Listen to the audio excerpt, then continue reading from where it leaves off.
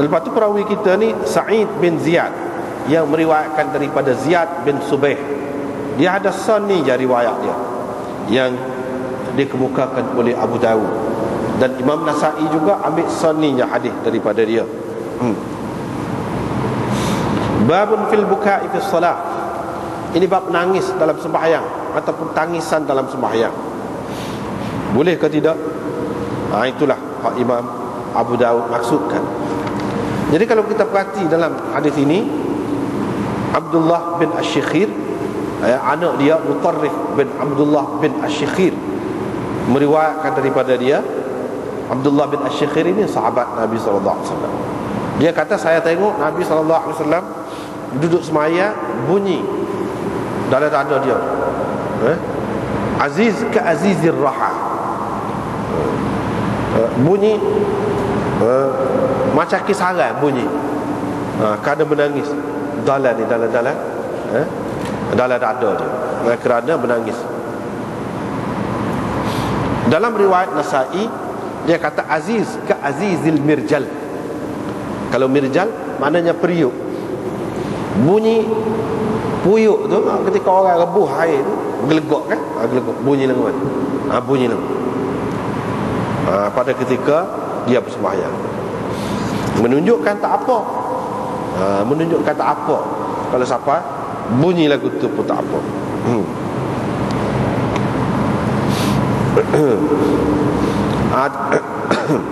Tetapi mengikut ulamanya, dia kata kalau seseorang tu mengerang dalam sembahyangnya, ataupun dia mengaduh dalam sembahyangnya, ataupun dia menangis sehingga tinggi, derah suara dia tu, menangis tu, jika tangisan tadi walaupun sampai gitu kerana dia ingat ataupun sebut, kerana disebut syurga ataupun neraka dalam sembahyang tu, imam baca sebut tentang syurga ke neraka, ataupun dia ingat, dia ingat tentang syurga ataupun neraka, itu tidak membatalkan sembahyangnya. Tetapi kalau kerana sakit ataupun kerana lain-lain, musibah ke apa ke, musibah dunia lah, itu boleh membatalkan sembahyangnya. Mengikut Imam Ahmad pun lagu tu juga.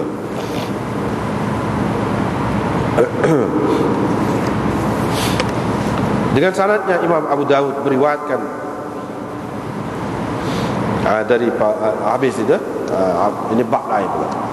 Maknanya tak apalah, kalau kerana bacaan ataupun kerana ingat kepada akhirat, berkenaan dengan akhirat, dengan bacaan dalam sembahyang tu, tak apa.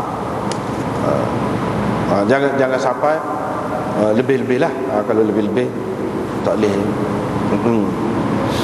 Lebih-lebih tak boleh.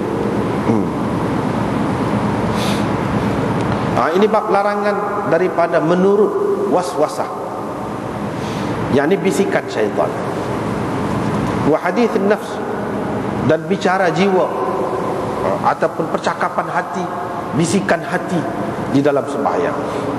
Ada dua perkara. Satunya waswasah syaitan. Hak tadi tak ingat, lepas tu jadi ingat dalam sembahyang. Kita tu ingat, hak kita ingat, itu waswasah namanya. Hadith nafs, mana kita duk kira dalam sembahyang tu, duk kira sendiri, gini, kira. Macam duduk katalah kepada diri kita, buat ginilah. Lepas ni pergi sini, panggil kedai ni nak beli gani, misalnya. Itu hadithun nafs dalam sembahyang. Larangan.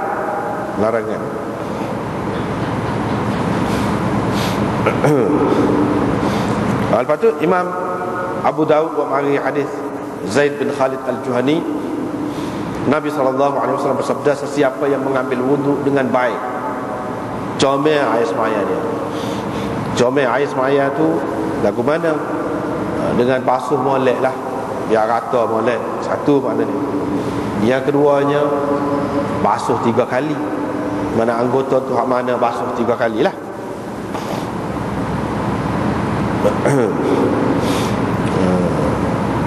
Di antara mengelokkan lagi wuduk tu, Mana kita kena ingat bahawa kita ambil air sembahyang tu makna kita macam bertaubatlah kepada Allah Subhanahu taala.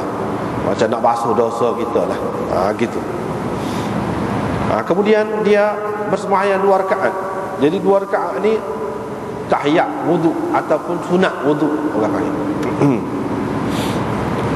Ia termasuk dalam sunan muakkadah. Sembahyang sunat muakkad di sisi ulama-ulama Syafi'i. Dan boleh ditunaikan walaupun pada waktu-waktu yang terlarang. Pada waktu yang terlarang, lepas asar, lepas subuh, antaranya. Waktu tu tak boleh nak sembahyang. Tapi kalau dia berwuduk lepas sembahyang asar, sunat wuduk tu boleh. Kalau mengikut ulama-ulama dalam mazhab Syafi'i. Ini berbeza dengan pendapat Malik dan Abu Hanifah, kerana mereka mengatakan tak boleh sunat wuduk tu ada sebab tu. Ada sebab sembahyang, ada sebab tu tak boleh juga pada waktu yang terlarang tu. Tapi mengikut Syafi'inya, dia kira sembahyang ada sebab. Tu tak apa. Misalnya, apa kita nak sembahyang? Sebab kita ambil air sembahyang saat ni. Apa kita sembahyang ni? Sebab kita naik atas masjid saja, ada sebab. Jadi tahiyatul masjid. Di mana dia tidak leka dan lalai dalam sembahyang. Sini naknya. Leka dan lalai dalam sembahyang, apabila leka lalai, situlah pergi tu. Tu waswasah dan bisikan hati tu, di situlah. Yang ni tandanya kita leka, kita lalai ni apabila kita turut bisikan hati kita tu. Kalau terlintas saja tak apa tu. Terlintas saja tu tak apa. Tapi kita kena tolaklah. Kita kena buat. Lupakan. Tu. Hak tak bolehnya tu. Hak ni terjadi kurang lah. Tapi kalau dia buat semaya tu khusyuk molek, dia ampunkan baginya dosanya yang dahulu. Dari dosa yang sudah lepas dah tu diampunkan.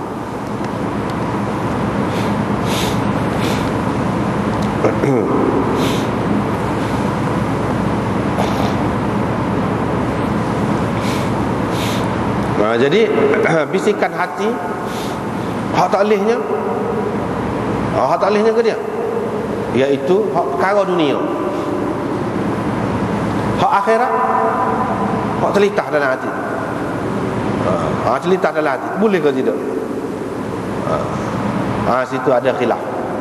Setengah ulama mengatakan dunia akhirat apa-apa, entah pahala. Kalau kita boleh sebanyak mana pun, kalau kita ada pahala boleh sebanyak begini, lepas tu kita boleh syurga lah, syurga ni macam ni macam ni, tak boleh.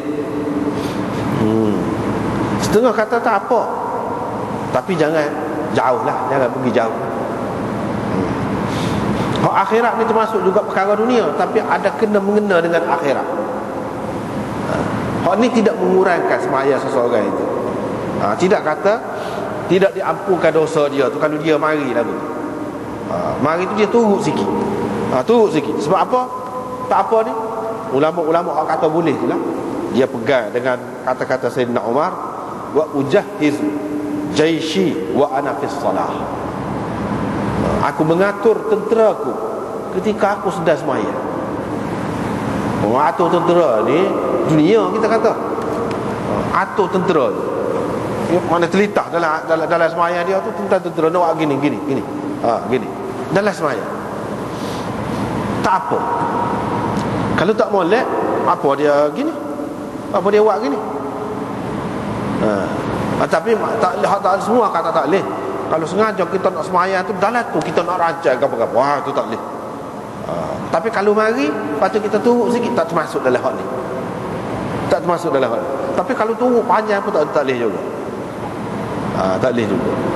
Turut sikit, tidak mencacatkan lagi. Hak ni hak kata kita dapat keampunan dosa yang dahulu ni, dapat juga kalau berkait dengan akhirat. Tapi tak boleh panjang juga. Sikit lah.